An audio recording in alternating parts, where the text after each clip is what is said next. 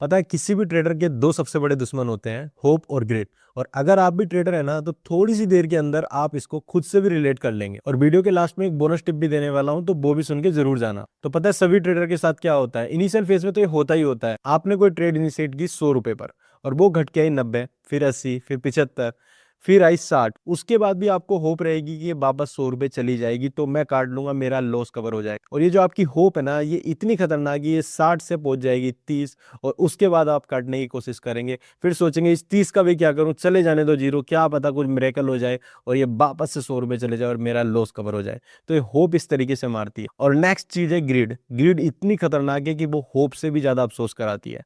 आपने ट्रेड ली 100 रुपए पर और ये पहुंच गई आपकी 135 पर, लेकिन आपका टारगेट था कि 140, 145 और 150 हिट करेगी।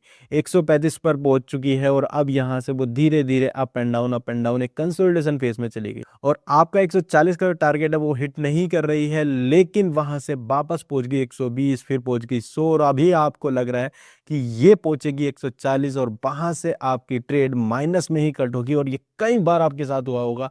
अगर हुआ है ना, तो कमेंट में जरूर बता देना। तो ये जो आपकी 5 पॉइंट की ग्रिड थी ना, इसने आपके सारे प्रॉफिट को खाया और साथ में आपको दिया एक हैवी लॉस। तो भाई अपनी जो होप है उसको स्टॉप लॉस, और जो भी आपकी ग्रिड है ना, उसको टारगेट से कंट्रोल करने की कोशिश करो। और अगर आपका टारगेट 150 का है और ट्रेड चल रही है आपकी 145 पर, तो जरूर वहां पे आपको 140 पर स्टॉप लॉस लगा देना चाहिए, 135 पर, क्योंकि आपका लॉस इतना ज्यादा नहीं होगा कि वहां से आप एक अफसोस के साथ और माइनस नंबर्स के साथ निकल कर